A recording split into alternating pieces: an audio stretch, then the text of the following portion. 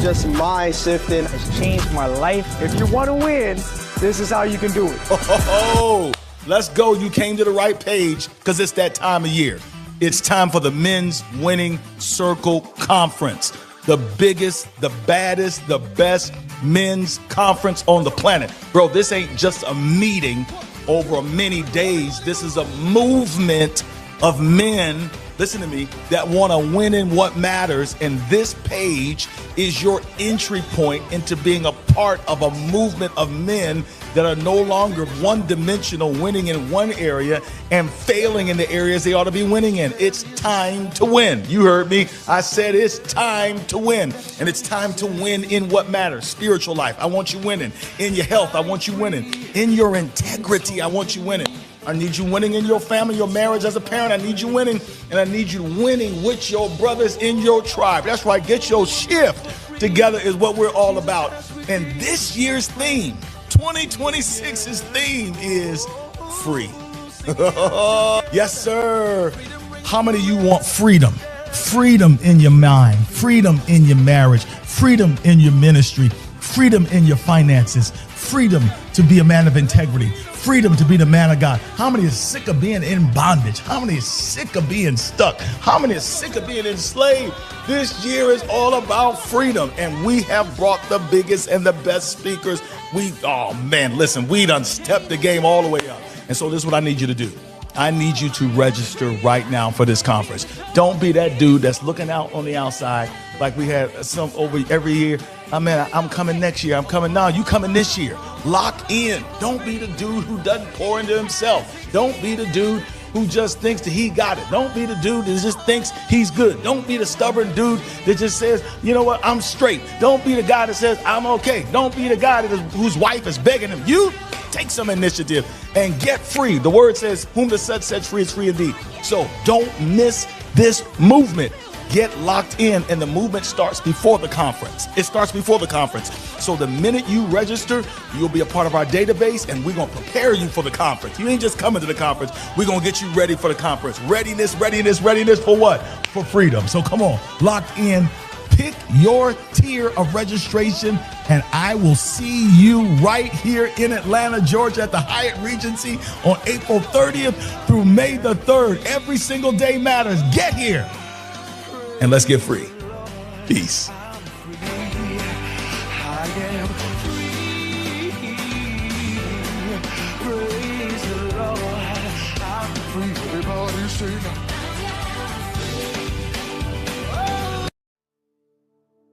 What is a breakthrough? The definition of a breakthrough is a significant, sudden, and important advance or development in a particular area, field, or situation. It can refer to a major discovery, invention, or innovation that marks a significant departure from previous thinking or practice, which has the potential to bring about significant changes or improvements in a particular field or industry. What is a breakthrough? A breakthrough can also refer to a personal or emotional milestone or a turning point in one's life, such as overcoming a significant obstacle, achieving a long sought after goal, or experiencing a profound insight or realization. What is a breakthrough? A breakthrough is a significant and transformative experience in a man's life that has the potential to change the course of history, to change the course of his trajectory, and to change his life. I've been chasing breakthrough my whole life, not realizing I was chasing the victory over me.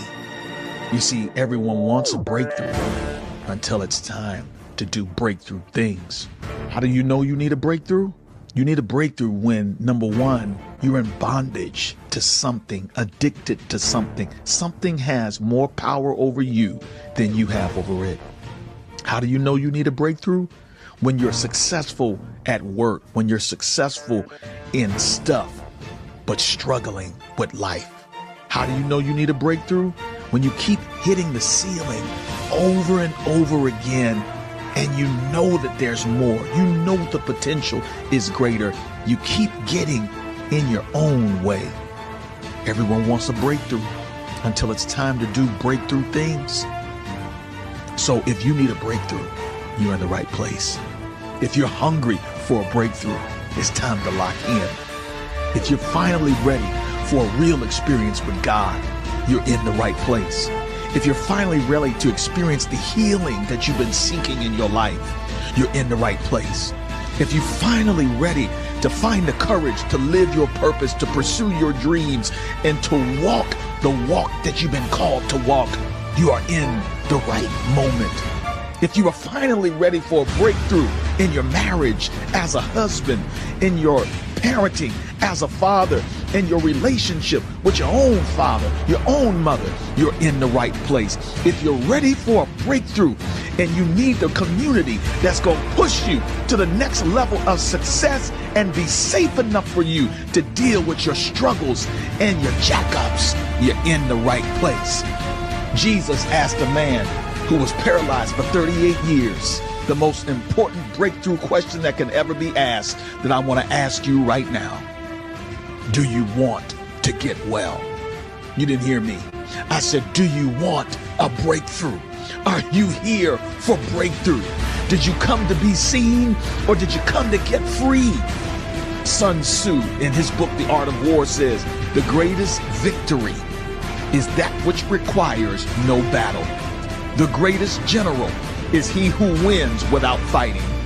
Know thyself, know thy enemy. 1,000 battles, 1,000 victories. But I love the way the Apostle Paul said it.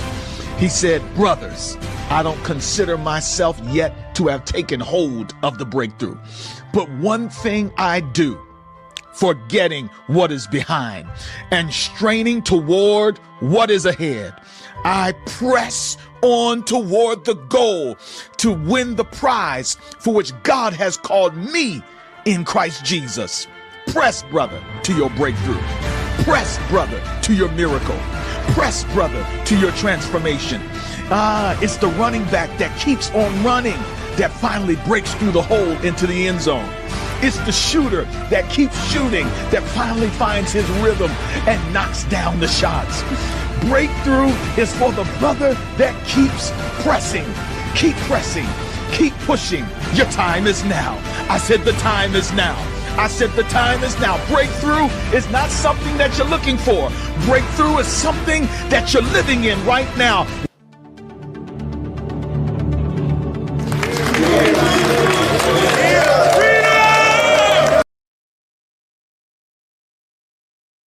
Yo.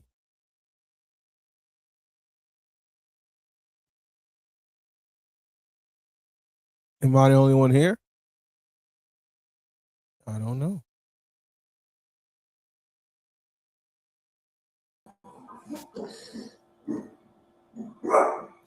Yo, my bad, man. I'm like, am I the only one here? I don't know. Bro, I hit something, man, and knocked myself out of this joint. But anyway, man, we're here, y'all. Welcome to the Get Your Shit Together Miss podcast. It's your boy, Dr. Myron Evans. I'm encircled, man, by the right guy for the right time for this hour. The one and the only. Yeah. DJ Walk, Jason Walker. We don't know who he is today. Whatever you want to call it. What's up, man? How you been, bro? Bro, I'm good, man. Listen, man, it's all about the conference, man. It's all about the conference. We locked in with the conference, but it's also Black History Month. And we got a brother here today, man, I got a surprise for you today, brother. You know, it's not too many brothers out here, you know what I'm saying, that's lit on the platform, you know what I'm saying? Because, you know, I don't know if they're going to come over here and say some weird stuff, man. But I just want you to know this brother right here, man, he's locked in to the movement. He's locked into the struggle. He knows what to say in these times. And we got none other than Dr. Jamie Kalasar on this joint today. So, y'all lock in, get ready. We about to go in right now. It's time to get your shit together. Let's go.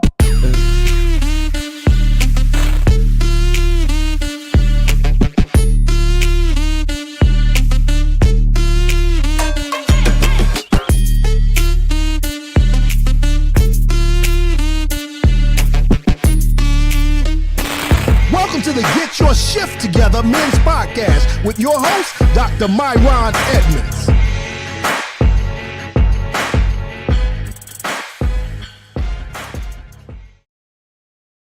Yo, what's going on, family? We back. Get Your Shift Together Men's Podcast. It's Black History Month, so it's all black this month. So don't even get me started. I don't want to hear nothing. This is the only month we got. We got 28 days.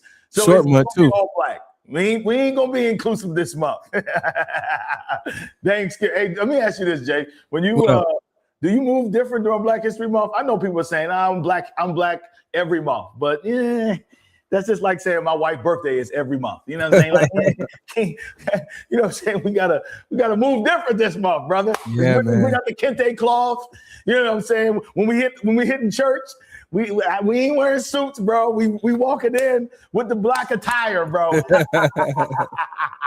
You know it, man. Black History Month. Everybody, hey, it's that 1 month of the year, man, that you could be as blackety black as you want to, baby. Yes, sir. As you want to.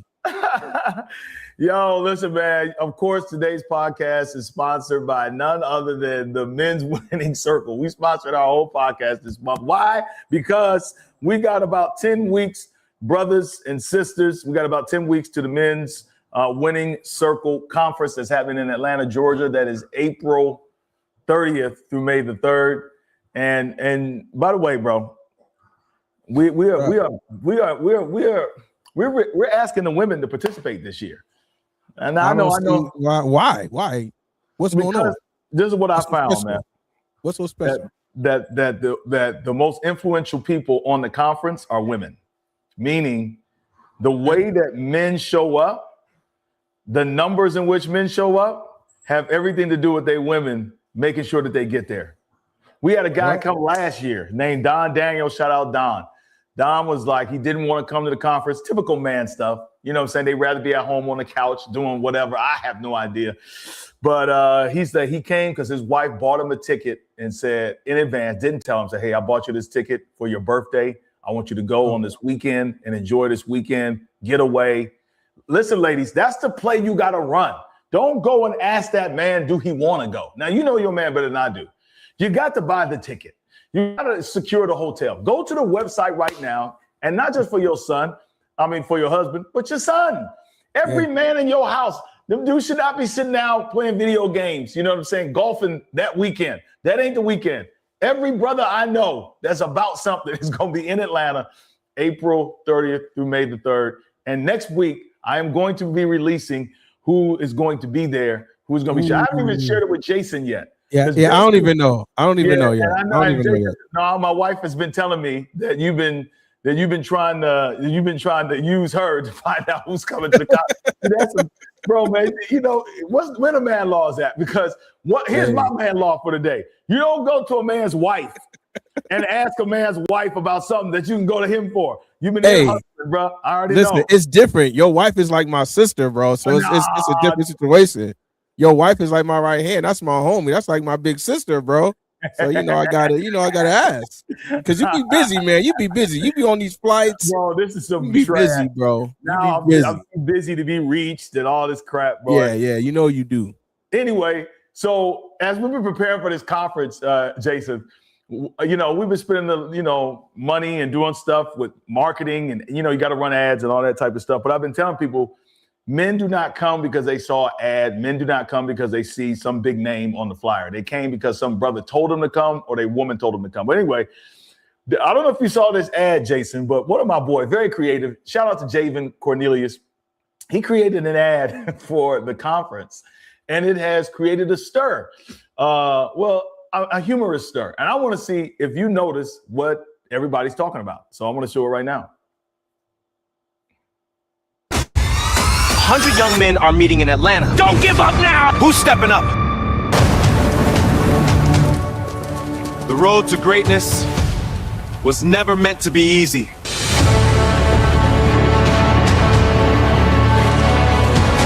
We weren't made for easy. Hard is where we grow. Put your hand up so I can save you. Don't give up. Don't give up now. I can't go on. No!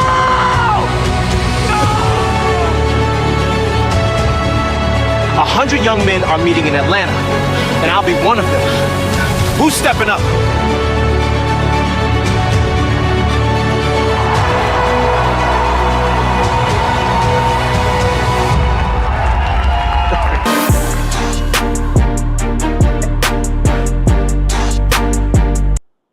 By the way, the conference is not just for young men. This year, we are especially doing intergenerational stuff. So we're inviting 100 young men. But anyway, Jay, a lot of my homies on the side in the text threads and stuff have been asking me about the content. Yeah.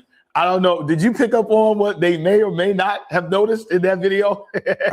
I picked up on a couple of things, bro. Okay. Some pause moments. Yeah. I picked up on a couple there was one thing that they really, zeroed in on. I don't know if you caught it. Heart is where we grow. Is that where? I was like, well, all right. And then the mountain scene, man, they had the brothers on the mountains, Black History Month. The white one was the only one they let go. They tried to save him, but the white boy had to go. You know what I'm saying?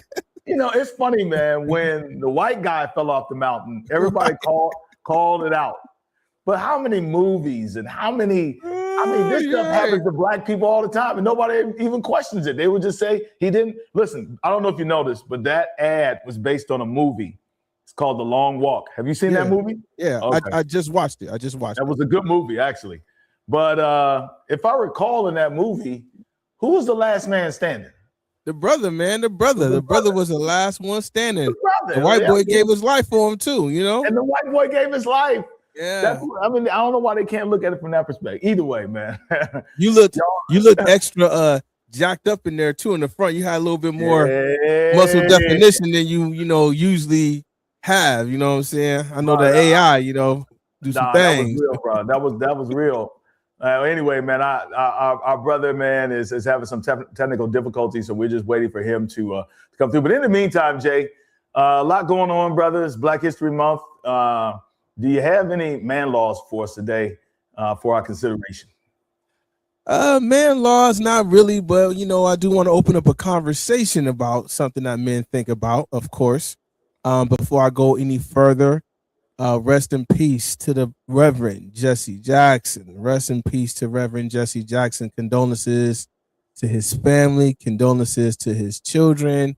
He was a beloved civil rights leader, one of the great in our generation. I was blessed to actually be under one of his speeches in Columbus, Ohio. So beautiful, beautiful, beautiful, beautiful man. Great civil rights activist. He is one that will not be forgotten. His name will be spoken for generations to come. So rest in peace, Dr. Jesse Jackson. You will be missed. You will be missed. Yeah, I'm actually glad you brought that up. I've noticed, I don't know if you noticed this, but anytime it seems like a black leader, somebody who has been consequential in American history, especially, bro, they always trying to, I've seen it with Mandela. I've seen it with, of course, we see a lot of it now with Martin Luther King. I've seen it with, Malcolm X, you name it, man, they always trying to pull some dirt out about these folks, man, in their death. Yeah. Especially mainstream media that overshadows. Now, Jesse Jackson was not a perfect person. We know in the early 2000s, there was some paternity issues and cases that were being solved with him. We know that there's been controversy about his remembrance of events when Martin Luther King died and his involvement in that. And some people have said that he lied essentially about holding the head of Dr. King and getting blood and so forth.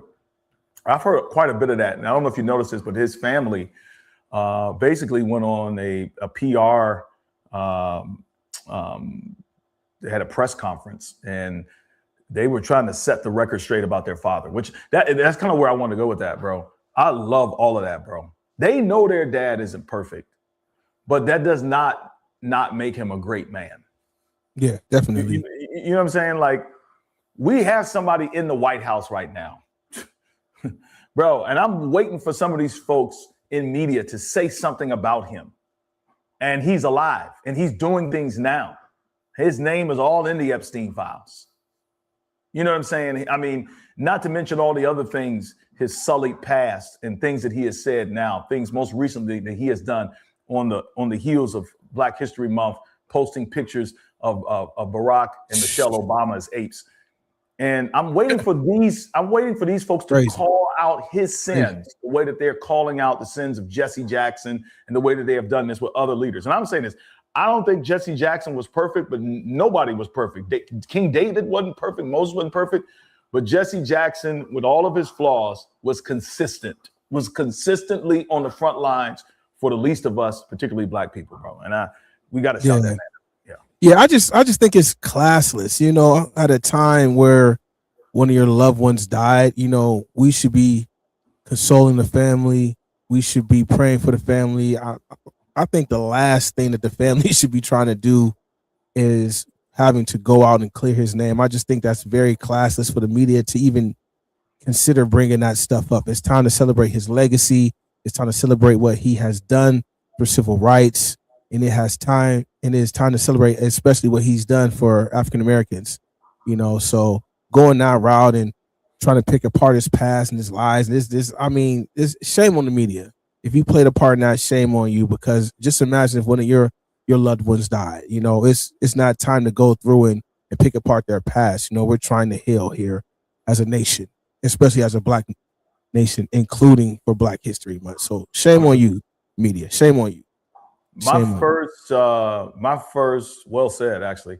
I feel like my first remembrance of Jesse Jackson when I was a kid in the 80s, I just remember my mom and dad saying with such pride, a Black man is running for president. Yeah. And if I recall, Jesse ran more than once. Yeah. And, the conversation amongst Black people at that time, if I remember, was divided. There were a lot of Black people saying he's not going to win. You know, I mean, that was, wow, I don't know why he's running. He's not going to win. But I remember the conversation in our house was, we have a Black man running for president, bro. Yo, that was just, my parents were so proud to see that happen and to see the maturation and growth of Jesse Jackson, you know, from his youth as a civil rights activist, you know, up until this time, to really being a political activist. Right. I think he evolved. And to see him run as president, and then of course that classic speech. And if you don't mind, bro, I gotta show us a little clip of this, bro, for all the folks out there, man, who may have slept on Jesse. But this right here to me is moving. I'll show just a little bit with Jay, but this guy was the Reverend Jesse Jackson. Put some respect on his name, bro. Keep hope alive. All right, here we go. Keep hope alive on tomorrow night and beyond. Young America, hold your head high now. We can win. You must never stop dreaming. Face reality, yes, but don't stop with the way things are. Dream of things as they ought to be. Dream. Face pain, but love, hope, faith, and dreams will help you rise above the pain. It's in the 80s, bro. Use hope and imagination. Democratic National nomination. But you keep on dreaming, young America. Dream of peace. Peace is rational and reasonable. War is irrational in this age and unwinnable. Dream of teachers who teach for life and not for living. Dream of doctors who are concerned more about public health than private wealth. Dream of lawyers more concerned about justice and the judgeship. Dream of preachers who are concerned more about prophecy than profiteering. Dream on the high road with sound values. You must never surrender to inequality. Women cannot compromise ERA or comparable worth. Women are making 60 cents on the dollar to what a man makes. Women cannot buy meat cheaper. Women cannot buy bread cheaper. Women cannot buy milk cheaper. Women deserve to get paid for the work that you do. It's right and it's fair. Born in you and you can make it. Wherever you are tonight. Hey, he closing this like he in church on Sunday. Hold your head high. Stick your chest out. You can make it. It gets dark sometimes, but the morning comes. Don't you surrender. Suffering breeds character. Character breeds faith. In the end, faith will not disappoint. You must not surrender. You may or may not get there, but just know that you're qualified and you hold on and hold out. We must never surrender. America will get better and better. Keep hope alive. Keep hope alive. Yeah, man. Keep hope Beautiful. alive. Beautiful. Tomorrow night Beautiful. and beyond. Keep hope alive. I love you very much. Beautiful. Beautiful. Man, I remember Beautiful. watching that, man. Proud moment for all black people.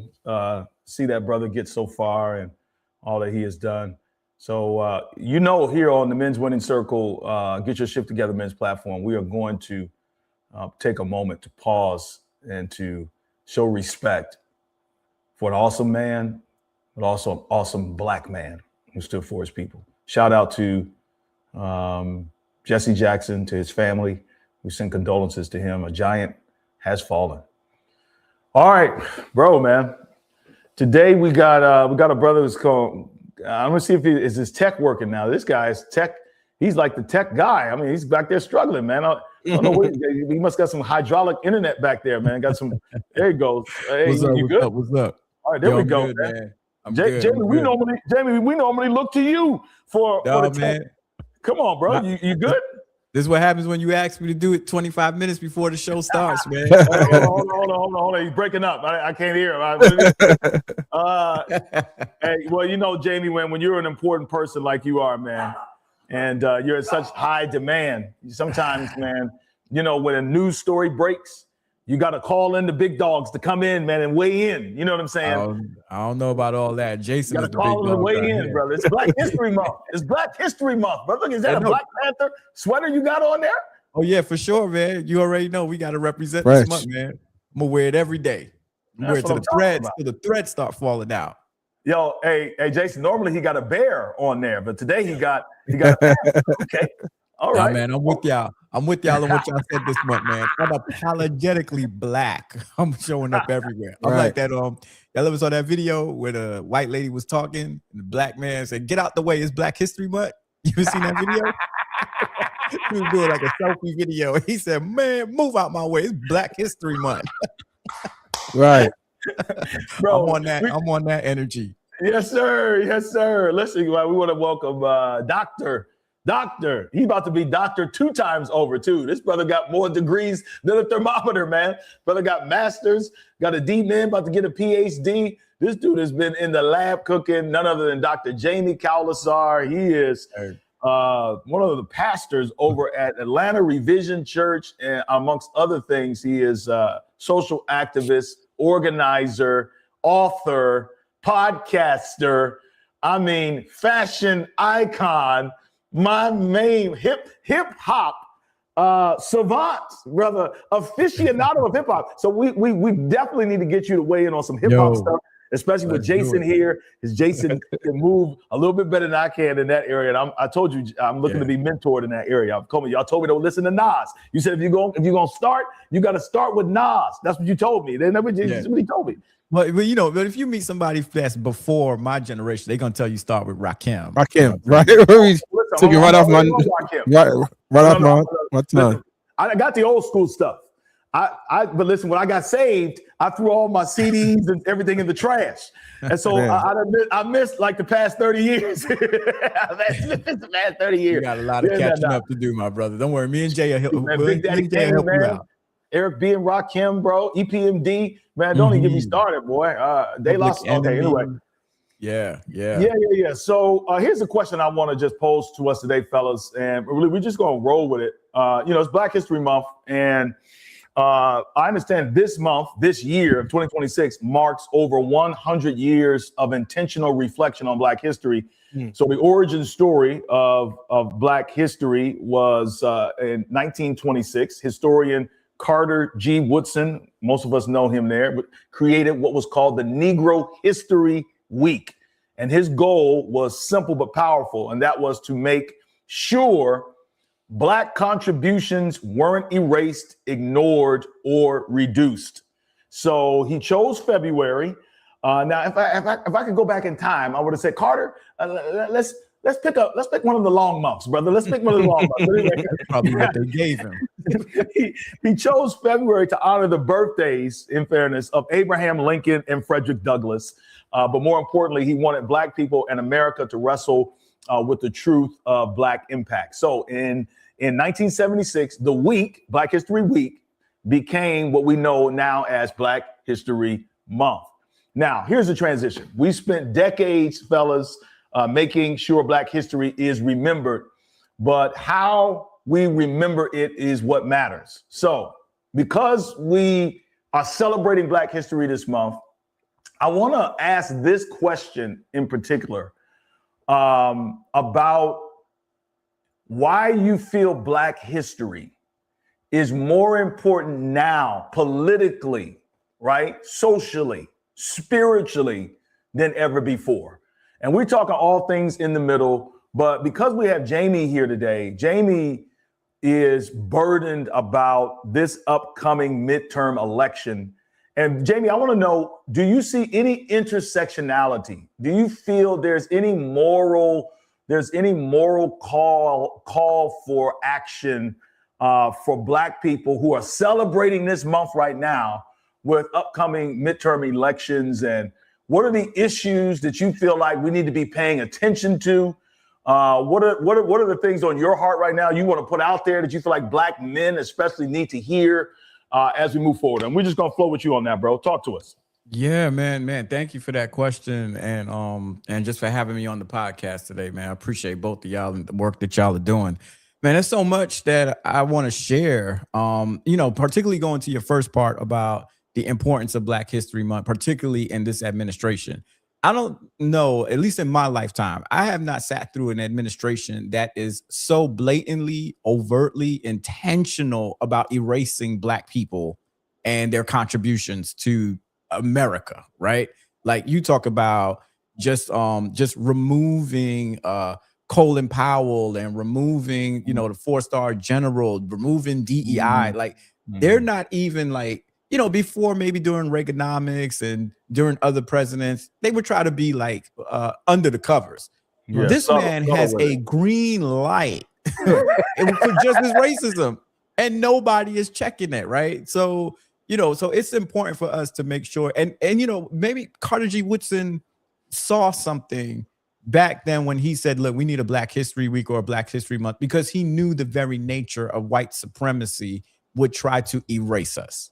Right. And we are in 2026 and we are still fighting the same fight that we've been fighting for years to acknowledge us as human beings, right? Not just 3/5 of human, to acknowledge us as people who are contributors, who add value to every space. So I think our fight continues to fight. It's a shame that it has to be a fight, but we all just have to continue to lift up, our voices and make sure that we are always heard and seen. Because here's the thing, and I'll switch over to another point. Here's the thing, is that when you fight for civil rights, like people try to say that it's Black rights. When you fight for civil rights, it's not only Black people that benefit from it, everybody benefit. Affirmative action was not a Black law. Chinese benefited from it. Italians benefited from it. Anybody who was not a native born American. That's why now when you look at Yale and Harvard and their numbers, the Asians is dipping.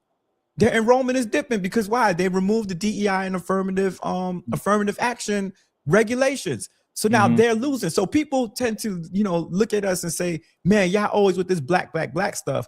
That's the thing about it, man. When civil rights was passed, it was not just for Black people. It was for anybody who was being marginalized. And so our fight has always been a collective fight, so I think that's why that's important. To your other point about what's on my heart, and I know, Myron and I, Jay, you're not, I'm on a thread with Myron and a few other pastors, and I just, revelation dropped on me was that, we need to really make sure as black men, as and I'm just put as black men, that we're protecting our communities, protecting our wives and our children. Trump has his own police force called ICE, and they got $75 billion. Congress just greenlit $75 billion. Now, during the context, ICE usually gets about $8 to $10 billion. They got a $75 billion or what you call it, funding. And this is his own police force to Hold do on, his ICE, hold bidding. on, wait. You're saying ICE, hold on, they got $75 billion, what you said? In the big, beautiful package that they passed, in that budget, ICE got $75 billion. Okay, hold on, Traditionally- Jamie. Hold on, let me ask you another question. Did ICE exist? This is just for some of our viewers and listeners. Did ICE exist before Trump? Yeah, ICE was always there. Okay. ICE was there. You know, immigration, customs enforcement, right? They were always there. Mhm. They just did not have the kind of Backing. racist, backing and money. So that's why, like, you saw the ads when they were giving out people $50,000 signing bonus. They were just. Have you ever heard the song "Join ICE"? Yeah. You know, like they're just randomly taking anybody who wants to, you know, be on this vigilante kind of mission to go after black and brown people. Let me say that very clearly. It is just black and brown people, because they got illegal Russians here, they got illegal Italians here, they got a whole bunch of other people who are illegal in this country walking around, roaming around, doing what they do, but they just target to go after black and brown people. But here's the thing, right? They don't go through the escalation training like police do. First of all, they wear masks, which is crazy as well, because don't know police in our neighborhood wear masks. They just got a green light. They got a green light to do whatever they want to cause havoc. And my fear is that if this is Trump's police force, this man operates in chaos and confusion. Man, what you think is going to happen during the midterms when there's a blue wave? This dude will probably just say, you know what? Put these people on voters. Man, this stuff is reminiscent of the KKK. I have a question real quick. So I ask this question a lot because I know ICE is not just for black and brown people, right? It's for all immigrants. I would really like to see the numbers of people outside of black and Latinos that they have went and arrested or looked at their papers, because I don't think that we're talking about that enough. I think immigrants is like, that's everybody across the board. That's Irish, Italian, just like you said, everybody across the board. And I think a golden ticket for us to kind of expose this agenda is let's pull the numbers and see how many black and brown people, I mean, outside of black and brown people, how many have they arrested or looked into their papers? Because I guaranteed the number is extremely minimal. Yeah, man, for sure. And I'm with you, Jay. Like, that's for sure. We need to pull those numbers. And I know it's minimal. And if you notice too, man, this guy is on a straight revenge tour. If you look at where ICE is causing havoc, they in Minnesota, right? They ain't in Texas. Texas, I know for a fact, got a whole lot of stuff. He's not going, and I'm not saying, I'm not advocating to go to Texas, but he is going after cities where either they were his political opponents or they are black mayors. And I'm just surprised. Ain't nobody, CNN, MSNBC, we know Fox News ain't gonna say it. That's a racist agenda, man. Yeah, and like I know that, you know, the amount of black and brown people probably outnumber the amount of Irish immigrants, Italian immigrants. I know that, right? So don't go on the chat and say, well, you know, the numbers are way larger. I know that. But my point is, are they looking at any of those populations of people at all, or is it just strictly black and brown people? I'm interested to see that, and I'm interested that like that. I haven't heard that point in the media like at all. So no, they're not gonna do that because, man, these dudes play chess, man, and Trump had been setting up for this, I think, since his first term, when he was just talking about brown people are rapists, brown people are criminals.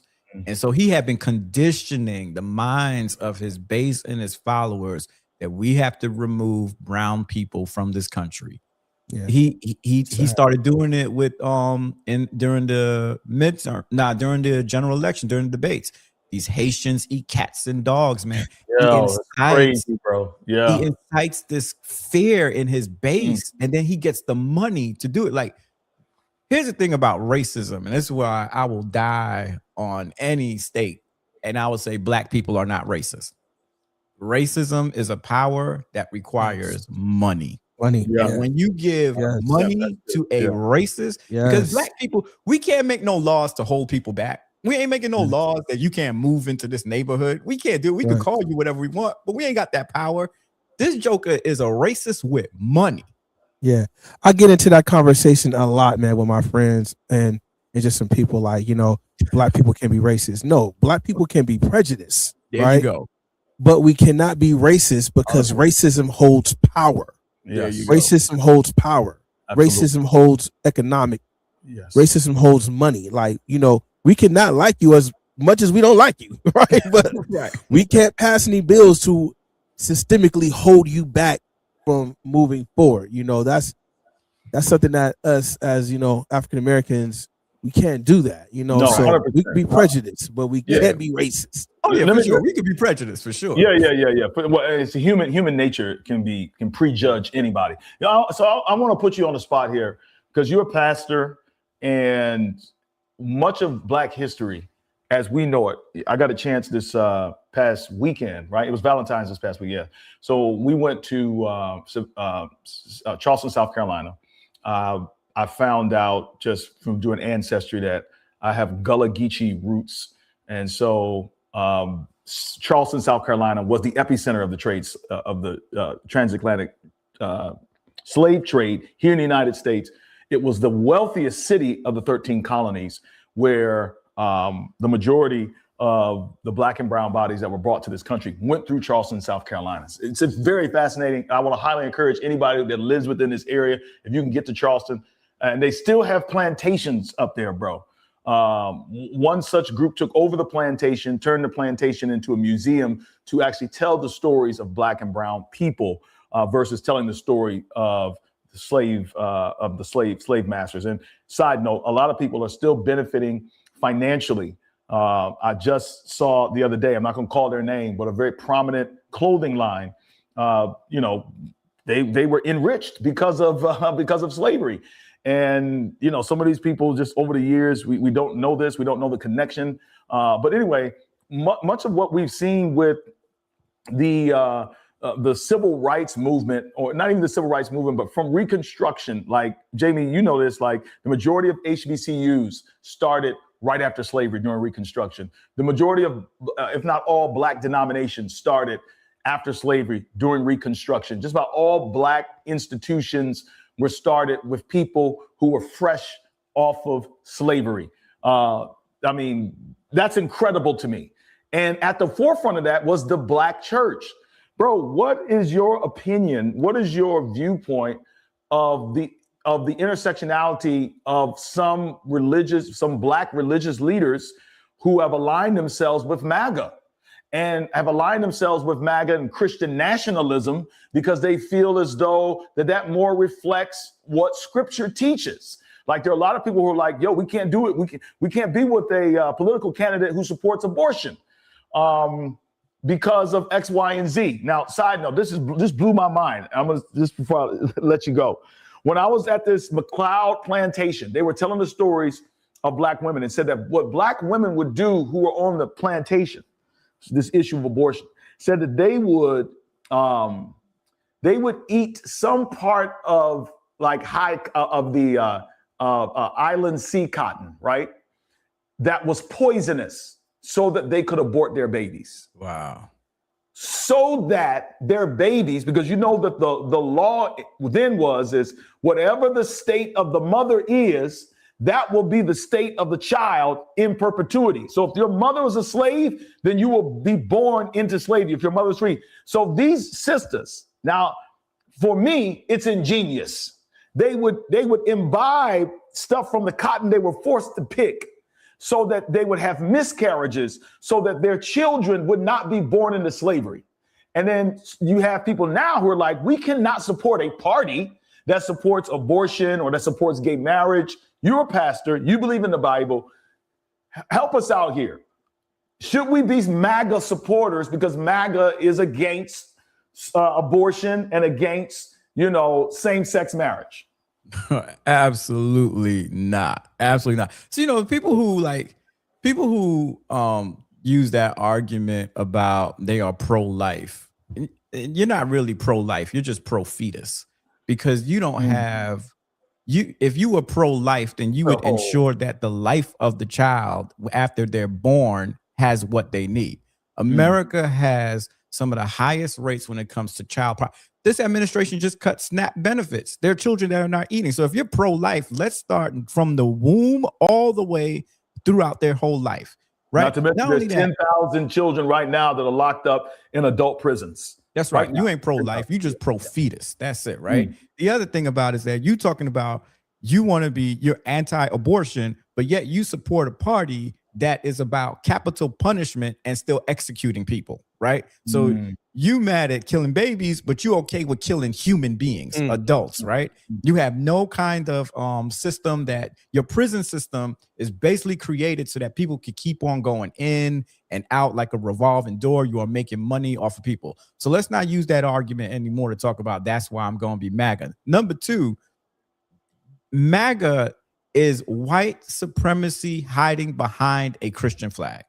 It's basically it is usurping the Bible to promote an agenda. It is no different than during slavery that the Bible was the main tool to promote slavery. Talk that talk. They preached slaves obey your master, right? They taught that theology up and down. So we believe that the scriptures invites us and God calls us to fight for the widows, the orphans, those that are pushed on the margins. And if there is an administration, and this could be Democrat or Republican, it don't matter who it is. If you are harming God's creation from not allowing them to have life and have life more abundantly, you are called to stand against that. Now, the reason why some of these pastors are going MAGA, I believe it's capitalism. I believe that it is. What do you mean? What do you mean, Cap? What are getting that money? Yeah, they getting money. They getting money. Hold on, you don't think these pastors are sincere? You think these pastors are getting money from Trump? Yeah. You think Trump is giving them money? Not as far as Trump in general, but I think the agenda and the economic plans of Trump are benefiting them, and I think they're getting more support if they back him. That's personally what I think. And I'm also arguing capitalism in the sense that when you take a certain stance, you are going to lose supporters and you're going to lose money. And then number two, once you stand on the side of the marginalized, you're going to lose followers completely. You look at everybody and anybody throughout history who fought for freedom, fought for liberation, they are all dead. And number one is Jesus Christ. Yeah, I have to weigh in on this part right here because I feel extremely strong about this. I think that Christians that use that flag and stand behind it as supporting MAGA, I think they're taking away the agenda of Jesus Christ. And what I mean by that is Jesus Christ is all about choice. You have to choose him to be your Lord and Savior. You have to choose to follow him. You have to choose to love him. It's not about forcing people to do so, right? It's not about, if I have a friend that may be struggling with a homosexual issue, I'm going to love him through that and pray for him and let him know, hey, man, Jesus loves you. I support you. You're still my friend. I'm going to pray for you. I'm going to be there for you. I'm not just going to exile you and move you out of my life because that's not what Christ is about. I think they are taking a stance of taking away people's freedom to choose whatever, religion, sexuality, whatever, because it forces them to do that because of the law. We're not loving people through these issues. We're not praying people through these issues. We're using our vote to kind of push them towards doing the right thing. And the only thing that does is pushes them away from Christ. If you're a Christian trying to show love to somebody, you're using your vote to kind of push them in another direction. We need to love our brothers and sisters through all these issues, man. And the love of Christ is just not being shown by these people to me. Yeah. I just don't like the fact that we're calling America a Christian nation. Like we just stop doing that. Like calling America a Christian nation would be the equivalent of calling somebody who is a Klansman a Christian. Right. Like you can't. I mean, bro, how can this nation was stolen, completely stolen through genocide, murder, pillage, all on the backs of Europeans who came here who wanted to extend manifest destiny. That's the bottom line, bro. Mm-hmm. They from some small spot. Isn't it amazing how small Europe is, man? But they literally have conquered just about bro, everywhere, bro. There's not a place on the planet.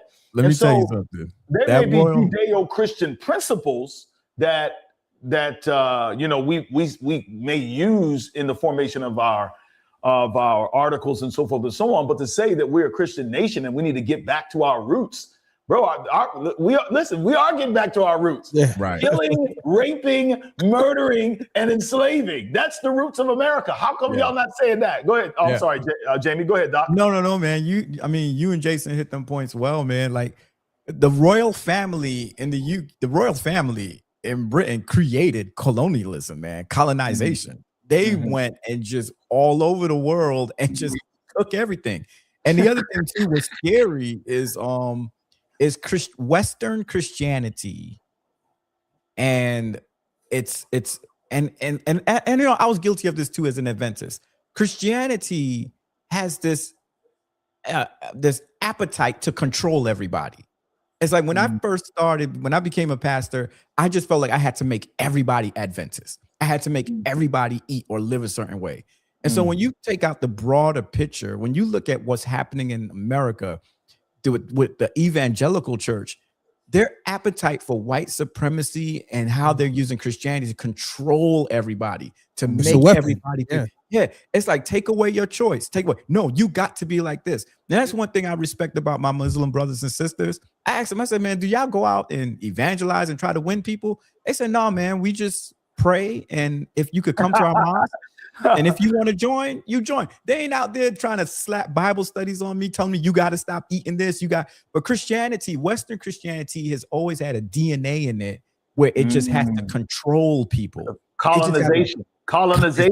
And I got one last point. And real quick, that colonization. I saw it when I went to Kenya, and my tour guide said we went to Kisii, and my tour guide was explaining to me that each village is basically a different religion, right? Each tribe. And he said what happened in Kisii was that the Adventists went there and pretty much colonized Kisii. And they were like, we just gonna plant our flag here and make everybody here Seventh-day Adventists. He said, if you go over to another tribe or another village, they're either Anglican or something else. And so the Westerners just went there and just colonized it and just made, because I'm like, why are most Kenyans that I meet Kisii, Adventists, and they're from Kisii? He was like, yeah, basically they came here and they set up shop and just switched everything up. But it just goes into the nature of just how this country was birthed. It's a new country. Let's not act like America's been around for a long time. It has not figured out democracy, and it started out as stolen land. Go ahead, Jay, because I want to shift gears a little bit. Yeah, but just like what I said, man. I mean, you're echoing exactly what I said. You know, Christ is all about choosing to love him, choosing him to be your Lord and Savior. Choice. We can't force people into Christianity and Christian values. And I read the chat. Somebody said in there, well, then why is so many black people supporting Trump, man? Y'all got to understand, man. Trump is the master of sleight at hand. He will find something that you like. He's the master of it. Like he'll find, do y'all think that Trump is this super Christian? He's not, but he knows. Well, they think he's being used. They think he's being used by God. They admit that he's flawed. Yeah, but no, he's not perfect, but he's being used by God to bring forth God's purposes and yada, yada, yada. He's the master of the sleight of hand. He knows that, he knows that you hold these values extremely important. he know that you value, these things. So he's going to use that to get your vote. And then behind your back, he's going to pull his other agenda. Same thing, man, with economics and money. We got all these black billionaires, these black, millionaires. He knows that, hey, if I could get these tax cuts and these things to so you could keep your money and it'll profit you, but it's going to hurt the people behind you. You know that you're going to go for self-preservation first, So it's just sleight of hand, man. Yeah, that's all it is. All right, yo. So let me get to this here. Jamie, a lot of black men don't vote.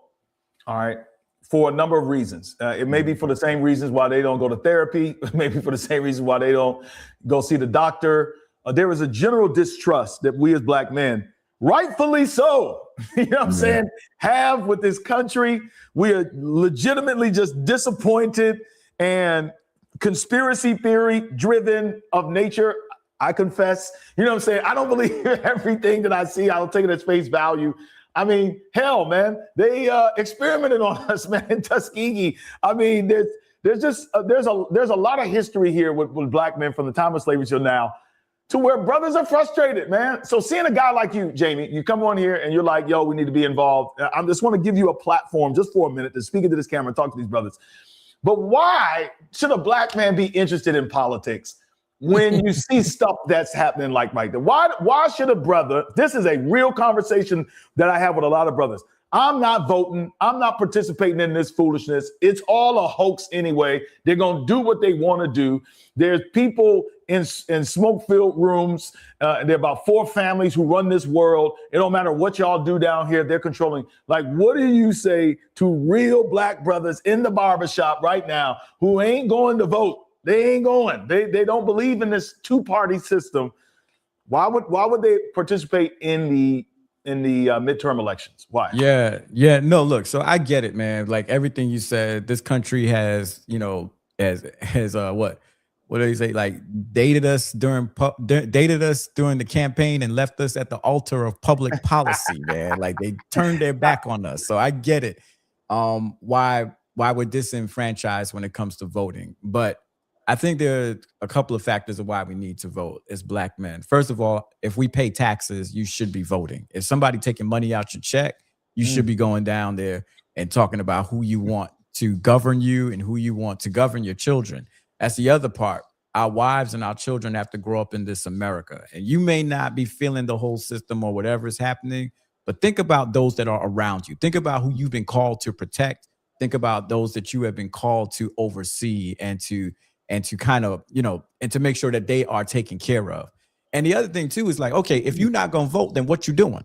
Right? If you're just going to say, I ain't do nothing, and you just going to sit there, then I think you really need to analyze and come to grips with what are you going to do? Are you starting a community policing system? Are you doing something in your community to create safety and all the other things that you're not getting from the government? But you're saying, look, we gonna make our own Black Wall Street, or we gonna make our own economic whatever empowerment.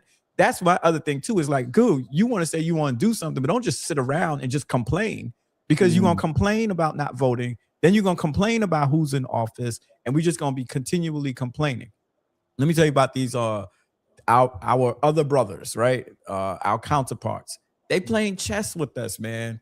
They are thinking about. Let me ask you this: you think white folks don't want us to vote? Like, do you think? Oh yeah. Do you think white folks in Germany, is there like a mass like propaganda strategy to make black people believe that their vote doesn't matter? Dude, it ain't even propaganda. Why they spend so much money? Why did they go through what all they went through to gerrymander Texas? Right? Yeah. That's a fact. Why did they Explain go what through gerrymander means to some of our young brothers and other folks who are not politically savvy? What does that mean? Yeah, gerrymandering is basically redrawing the lines and the zoning so that it makes it harder for people in lower income areas to vote. Redlining. Yeah, it's basically like if you do a mail-in ballot, the box that you need to put that mail-in ballot in, before it was maybe 20 miles away, we're gonna make it 75 miles away. Yeah. And so if people are investing that much time and money so that you don't vote. It tells me that you have power. It tells me that if you come together as a block. Whoa. No, you can't just go by that. Yo, did y'all hear that? Say that again, Jamie. I hear what you're saying. Is your vote actually is real because you can just follow the money. Look at them spending money trying to get you not to vote. That's one of the best arguments I've heard. Come on, man. Right. They are flipping over backwards to keep you out of voting. Yo, come on, brother. Come on. Because they know that so Fred Hampton, right? If you Fred Hampton, man, that man had blacks, whites, Asian people, all races and culture coming together because they saw their power. The people, man. And this is what kills him. Supremacy. That's right. White supremacy wants to protect their privilege. And they know, and they also they don't like the idea of being average. And once they realize that you have power and you start exercising it, if 1 million black men came together and said, we're going to vote for this one person, or if 1 million black men took all their money and said, we're going to put our money in one bank, and I dare you to refuse somebody for a loan. Watch that bank fold and bend over backwards and say, okay, we're going to make sure we do something for you. Ooh. Yeah, man. Black economics, man. I really want us to spend a whole podcast on that down the future, the power of the black dollar and how we have to invest in. Well, we have to follow the money. This is follow the money. America is a experiment in capitalism, bro. This is and we happen to be the commodity. We're the hired labor from the middle class down to low class. All right, so we're running out of time. So this is what we're going to do, just in a sense, we got to close this out. But it's Black History Month. And by the way, Jamie, those were epic answers. Hey, brother, if they taking taxes from you, bro, and you're not voting, you playing yourself, man. That was elite. All right, so here, a couple questions. I'm gonna put it to both you and Jason and I. So it's Black History Month. No, my dad, who was as woke as hell, bro. Let me tell you something, man. I know we didn't grow up disliking people, but we definitely had a high value of ourselves. I just put it like that. Bro, listen, man, I'm telling you, boy. I mean, so in February, we would have to read a Black History book, or we would have to watch a Black History movie or documentary. As a matter of fact, one of the things that my father made us watch every year was Eyes on the Prize. And I don't know, for those of y'all who don't know, Eyes on the Prize is one of the longest series of the Black. And Roots. It's a competition with Roots also. But so I've carried that practice till now. Got a chance to watch the Bayard Rustin documentary a few days ago, who was a very close companion of Martin Luther King, but also was a part of the alternative lifestyle even back then in the 60s. But he was one of the organizers for the March on Washington, very powerful man, but because of his lifestyle was not as prominent as he should have been. So anyway, just a little stuff we're doing around here. Curious, I just want to know what you guys, I'm going to start with Jason, and then I'm going to go to Jamie, let him close us out. Jason, what books, documentaries, movies, it's Black History Month, are you recommending that families and men take some time to look at, to study, or museums, anything? What do you got for us? Like, I really like the idea of doing stuff locally in your community. Get involved in like Black things that's going on in your community. Get involved, go out, do some things, educate your children. I love to educate my children on Black history, and we go even deeper this month. My child goes to a Black Adventist school, so we really talk about that stuff there.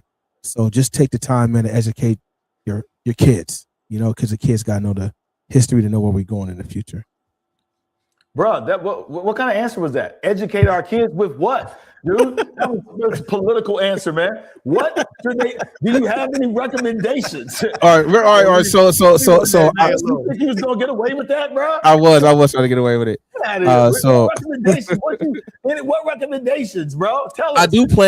I do plan on reading this book called Without Fear by Keisha Blaine, and it's about Black women and Black empowerment. So I really want to do that with my daughter, Keisha Blaine. Without Fear. You know, so Okay. I am planning because my daughter's 9 years old now, so she can read beautifully. So you know, I want to read that book by a Black female author with her about Black women empowerment. It's called Without Fear. Shout out, just by the way, for all the ladies out there, man. Jason loves the Black woman, man. He's a supporter of the Black woman. Isn't that right, Jay? Isn't that right, brother? Hey, I love my sisters. I love my dark skinned sisters too. my chocolate sisters. Yes, I love a good chocolate woman. That's right. How about you, Jamie? Any recommendations for folks? Black History Month. What do they do to celebrate, to educate themselves? Do you have any recommendations? Yeah. Definitely 13th Amendment. 100%. That's a good movie. That documentary on Netflix. Yeah, Yep. documentary on Netflix. Lowndes County and the Road to Power and Freedom. That's a good one too. Yeah, very good. Shout out to Mike Mike Kelly, our brother who had participated in making that happen. Yes, sir. Yeah, that was good. You mentioned Rustin, Roots. I think there's one that I haven't watched as yet, but I'm going to. It is the United States versus Billie Holiday. It's Ooh, it's on Hulu. Netflix? Oh, Hulu. It's on Hulu. Yeah, it's called So I want to sit down and dive into that. And just when you talk about for preachers, I think every preacher should read Howard Thurman, Jesus and the Disinherited. Read Samuel DeWitt Proctor. One of my favorite books is by this guy by the name of Obery Hendricks. He talks about the politics of Jesus. Yes. Rediscovering the revolutionary acts of Jesus Christ. And I mean, look, man, you go I hate saying it, go on Amazon, but Amazon has a list, a whole book list of different books and things to read. But I'm rocking with Jay. Man, if you like I'm kind of embarrassed. I'm in Atlanta and I just recently visited Martin Luther King's house, right? So I would even, make it a mission that whatever state you're in to just look for historic, That's what Jay was trying to say. I think that's what he was trying to say, but I kind of hijacked this moment. You need to do. Hey Jay, you want a new co-host? I can take my. That's my guy, man. That's my guy. You can't bring Black people nowhere. You bring this boy over one time, and now he won't take over. hey, look, man. But for some good old Black history lightheartedness, man, watch the Django. I love seeing how the Black man comes back in the end and just wins in the end. I know it's not historically correct, but I love that movie. Stick it to your way to stick it to your oppressor. Hey, Django, stick it to your oppressor. I love it. Any Black exploitation movie too, man. Superfly. Yeah, The Mac. Yo, there's a really good film called Descendants. Also produced by the same folks who produced the Lowndes County one. Descendants is a real good one. And when you mentioned Fred Hampton, what's the name? What's the name of the Black? Judas and the Black Messiah. Yes. Oh, that was so good. Excellent. And I think the young folks will like that as well because it's more of a, it's a more recent film. And my kids, man, they have a hard time watching the old stuff. But anyway, and then let me just co-sign Jay. Jay, seriously though, I live in the South, but what I'm realizing is, man, there's so many Black history landmarks that are not just in the South, especially in Ohio. They're everywhere. Anywhere you go, you can find Black history in the United States of America. We got a chance to go to Charleston, South Carolina. I love living down here in the South now because so far we've been to Charleston, we went to Savannah, and we went to Montgomery, Alabama to the Justice Museum, which I'm telling you is that's one of the best museums I've ever been to in my life. The way they told the story from the shores of Africa to mass incarceration. So that leads me to my recommendation, the new Jim Crow. To me, that should be required reading for anybody who wants to learn more about the struggle of Black people and how it's affecting us even to this day. But anyway, Jamie, thank you so much for coming on. Real quick. Jamie, I can't let you go real quick because you said that you love Nas and you're hip hop aficionado. So yes, sir. So I got to get your opinion on this big argument going on with me and my group chat. Me and some of my DJ friends, we talk about this all the time. Coming with Nas, Illmatic or It Was Written. What album? Oh shoot, is better? Man. It Was Written or Illmatic? I'm going to say Illmatic because I think that set the stage for hip hop and the new sound of hip hop and moving. Let me download this stuff right now. It just set the stage. Like, you know, coming out of boom bap, going more into samples, primo, you know. But people argue with me all the time. And shout out to my boy DJ Mill. He says it was written. It was better than Illmatic. And I'm like, man, hold up, brother. Hold up. I'm with you, Jay. I think Illmatic was just a rose that grew out of concrete. Like just Nas's lyricism, the production. Yeah. There's literally no skips on Illmatic. You listen to that whole album. It was written. I think what the nostalgia or the passion around it was written is because that it was such a good follow-up to Illmatic. Like there hasn't been many artists who have come out with a second album that's as good as their first album. Yeah. You usually get what's called the sophomore slump, and it happens with all artists, gospel, you name it. It's not so. I'm an Illmatic fan. You can't see it in the background. I got a big old Illmatic picture. I seen it. That's why I had to ask you, man, because so I just think what Illmatic, because what Illmatic did for every other rapper coming out of that time, everybody had to step their game up. Yeah, everybody. So, we could debate about it. I just want y'all to know, man. I went to my phone, man, get ready to add these masterpieces, and I realized I already had them. You know, I just throw it out there, man. I just have them already. All right, so here's my question for both of y'all. Greatest MC of all time. And I don't want no political answer. Who's the greatest MC of all time? That's a loaded question. That's such a loaded question, bro. That's a loaded question. I tell you my favorite. That's such a loaded question. My favorite MC is Nas. All right. Jason, who's the greatest MC of all time? You look like a Drake kind of guy to me. Oh, man, don't insult my guy. Sheesh. That's such a loaded question. But I'll give you my answer for everything, all things considered, business, lyrics, music, legacy. I gotta go Jay. Makes sense. Yeah. Jay not only changed the world of hip hop, I think he changed the world, period. As far as business moves for black men, being out there, making moves, changing culture, clothing culture, shifting culture, this culture I could debate Jason on that and argue Nas too. So with some of Nas moves in silence with some of his advances. He does. And then also they say Jay-Z, man, has been backed by the power structures, man. That's what I'm saying. That probably is true, but they know who to back. We can have a hip hop conversation later. I got to promote my conference. Listen, y'all. Shout out to Dr. Jamie Callisar for coming on here at the last minute. You see how he just threw us under the bus, man? Put all our production. It ain't you, Jason. It's him. It's all him. It ain't you, Jay. It's him. Y'all need to go ahead and register. Next week is the last week to register for the conference and get the early bird pricing, meaning the price is going to go up $200 by the time the conference starts. If I were you, I would go ahead and lock it in. So come on. Jamie, can't wait to meet you in Atlanta, brother. Yes, sir. I've been telling a few brothers about it too, man. But he has something that is impactful for men. This is hands down the most powerful and the most explosive men's conference. This is not an event, it is a movement. Hey, I was here last year, it was so lit. I flew all the way from Toronto. The talks are phenomenal. Everybody in here has something. If people knew about it, they wouldn't think the same way about you. What's up? This is Katina Mobley. You need to be here. The reason why? Get over here now if you want to better yourself. 365 days later, and the Men's Winning Circle Conference is back. Come on, let's get it.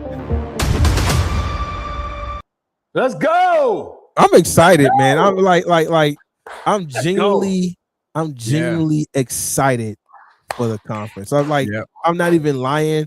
I'm not trying to boost it up because I'm a part of it. Like, I am genuinely excited for the conference. For sure. Last Saturday, I got two brothers locked in, ready to put in their calendars that they're coming. That came to me and said they need something. And I said, have you heard of Men's Winning Conference? Brother was like, nah. I said, well, you need to be there this year. Locked in.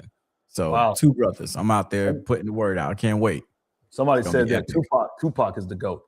That argument, I know what people are going to say. He doesn't have the discography, all this type of stuff, longevity. Not enough work there to me. But Yeah, and the lyricism too. As a talent, man, and as a, I think Tupac has done more for culture than Jay-Z. All right, y'all. It's been nice. I'll see y'all on the next time. Next conference. That's right. Look, DJ Mark side off, man. Y'all have a whenever blessed y'all day. do, when y'all do the hip hop episode, please, I'm begging. Oh, y'all think if Tupac was alive, he would be sitting around having meetings with Roger Goodell and the NFL and cozying up to $1 billion corporations and stuff like that? Heck, nah. But look what that has done though. That has brought in bringing the culture to like the world. Kendrick last year was viewed all across the world. Bad Bunny. All that is Rock Nation. All that is Jay-Z. It's Super nobody Bowl else. halftime shows have been rock and roll and country music. Y'all think because we got a halftime show that don't y'all see that as them just giving them in? We're gonna get out of here. All right. Hey, look, we're gonna have this conversation next time. Yeah, make sure you guys go and register. Jamie, thanks again, brother. Yo, All thank right. you, man. See y'all next Thursday. Peace. All right, peace.